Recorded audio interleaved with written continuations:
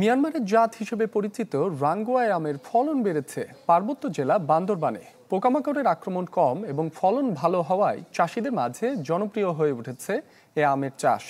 চাহিদা ভালো থাকায় লাভবান হচ্ছেন ব্যবসায়ীরাও। ইয়াসিনুল হাকিমের চৌধুরীর পাঠানো প্রতিবেদন।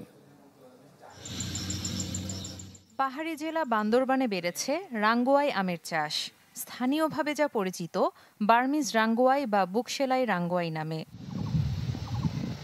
কয়েক দশক আগে মিয়ানমার থেকে বীজ এনে চিম্বুক পাহাড় ও তার আশপাশের এলাকায় রাঙ্গুয়াই আমের চাষ শুরু করে স্থানীয় বম সম্প্রদায়। কালের বিবর্তনে এটি দখল করে নেয় জেলার প্রধান জাতের আমের স্থান। পোকামাকড়ের আক্রমণ কম এবং খুব কম সময়ে ফলন হওয়ায় দিনে দিনে যা জনপ্রিয় হয়ে উঠেছে চাষিদের কাছে।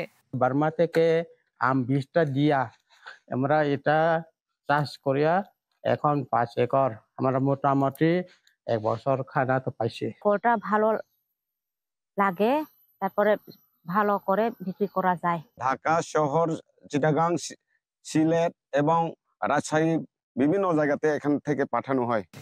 দেশের বিভিন্ন জেলায় চাহিদা বেড়েছে এই আমের, তাই আর্থিকভাবে লাভবান হচ্ছেন ব্যবসায়ীরাও। চাহিদা ফল ভালো হয়।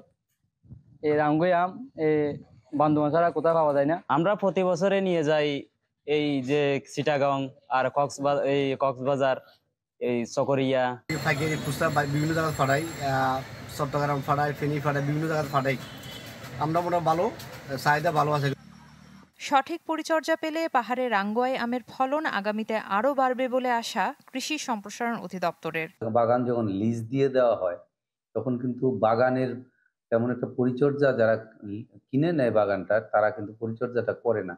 তো আজ বেশি ফলন পেতে গেলে তাহলে আপনার বাগানগুলোর পরিচর্যা করতে হবে এবং লিজ দিয়ে একেবারে 5 বছরের জন্য বিক্রি করে দেওয়াটা এটা ঠিক হবে না।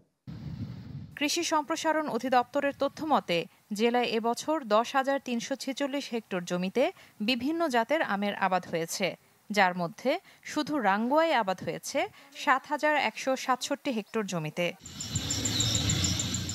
Desk report, channel 24।